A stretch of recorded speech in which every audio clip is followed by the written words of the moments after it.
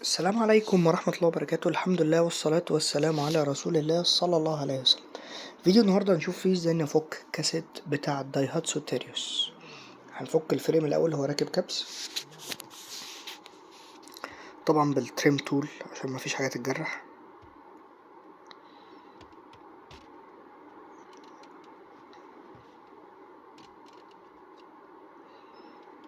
نشيل الفريم.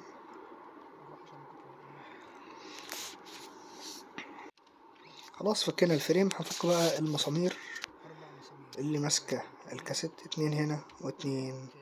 الموضوع بسيط خالص. العربيات الياباني دايما يعني مش بتحتاج سبيشال تولز، والفك بتاعها بيبقى بسيط يعني.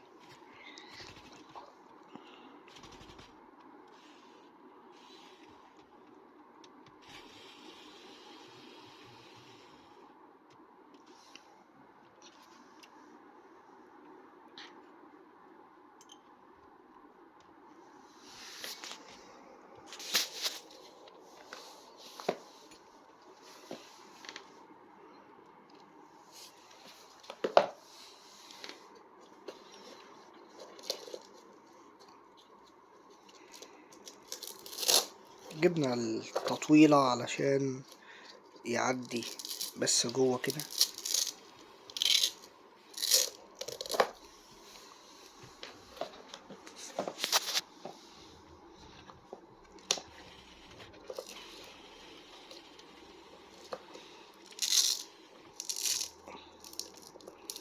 هي مكانها مزنوق شوية بس.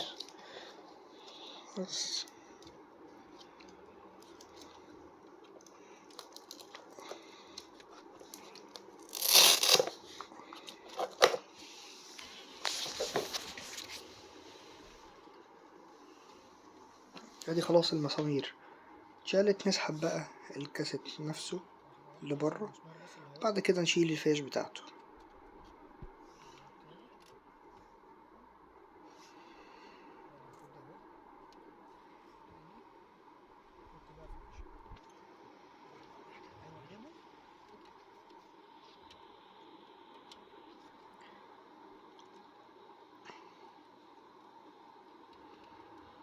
كده خلاص الفيشتين اتشالوا، دي التالتة، وبعد كده الانتنة، وبكده خلاص نكون فكينا الكاسيت. يا رب يكون الفيديو عجبكم. السلام عليكم.